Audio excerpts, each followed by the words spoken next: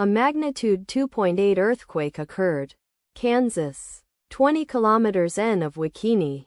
United States or 275 kilometers WNW of Wichita. United States. On Tuesday, the 29th of July 2025, at 5 hours 49 minutes and 51 seconds local time. The quake had a depth of 10 kilometers and was not felt, or at least not reported so. Data source from EMSC. Did you feel it? Let us pray. May the earthquake that occurred not affect our brothers and sisters there. May the earthquake not happen again. And may God protect everyone. Amen.